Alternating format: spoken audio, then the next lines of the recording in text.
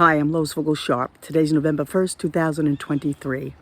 And I'm in my backyard because the Lord told me to do a tell it like it is. And I want to share a couple true stories to make us understand about love and hurting each other.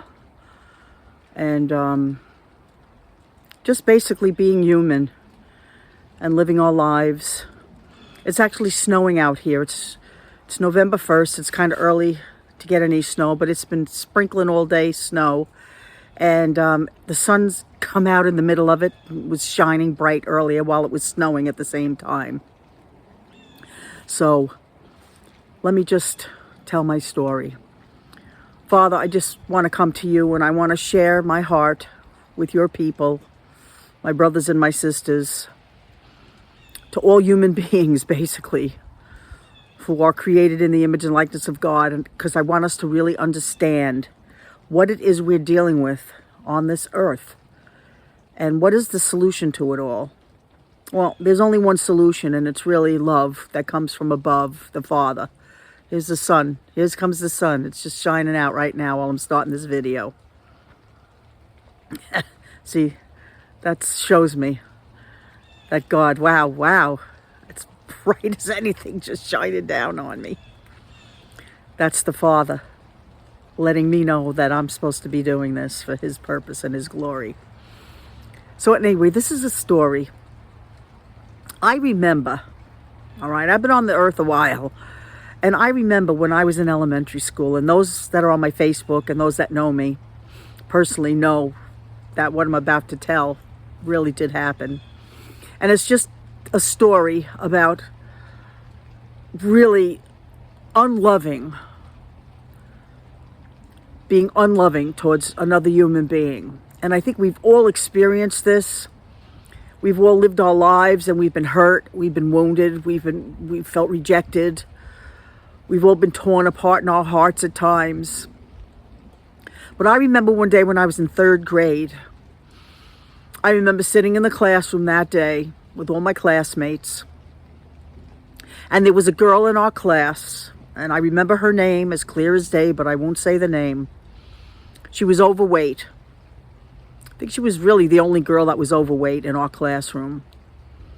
And the teacher that we had was very cruel. She used to pull the boys by their sideburns and hit them with the ruler, and it was kind of strict back in my day when I was in elementary school. There was no, like, you can't touch the kids. You got the paddle.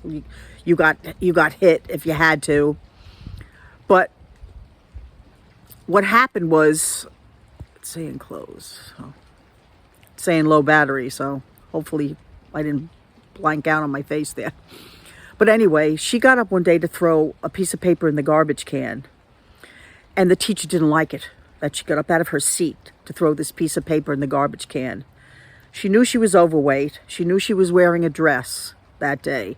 And she told her, go get that piece of paper that you threw in the garbage can without my permission. Get it out of the garbage can. And I remember sitting there thinking to myself, are you kidding me? How's she going to reach in the garbage can? She's overweight.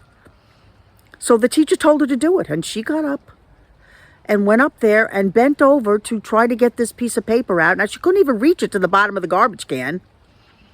And she's bending over. Of course, she has a dress on. And we're all sitting there watching her bend over.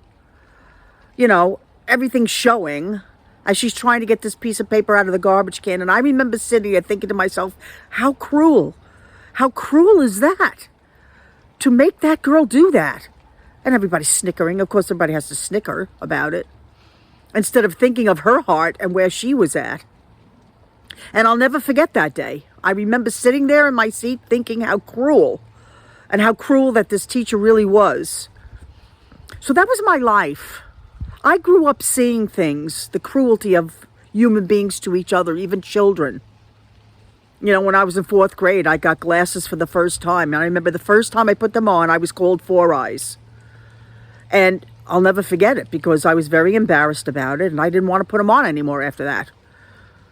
I only put them on when I had to, and I tried to hide it because I didn't want to be called Four Eyes.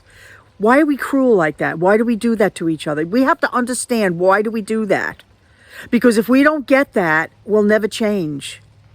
If we don't understand that that hurts people and their souls get wounded because of those things, we'll never change. So I'm talking from my heart about things we do to each other. I remember in 4th grade, one of the kids, we were taking a test, and one of the boys had to go to the bathroom. And he raised his hand to go to the bathroom, and the teacher told him, no, you're in the middle of a test. What's he going to do? Go to the bathroom and cheat when nobody else is in the bathroom? I mean, seriously? He wouldn't be allowed to go to the bathroom? So the kid sat there and wet his pants. And we all looked, and there was a puddle underneath his chair. And I remember thinking to myself, that's just embarrassing, and that's just cruel. Like, what was the reason why he couldn't go to the bathroom? It's stuff like that that you see throughout your life. And it can harden somebody's heart and make them really get angry towards people in general. The cruelty that we create towards each other. And we still do it. We still do it as adults. And that's the shame of it all. We should have learned a long time ago how that stuff feels when you're made fun of. Or we had a book in high school, all right? It was a book where everybody's name was in it, and you wrote what you thought about each person. So it goes around the school, and you know whether they hate you, whether they love you, whether they like you, whether they think you're ugly, whether they think you're pretty. It was just a book, just to really basically slander everybody the way they wanted to. Why?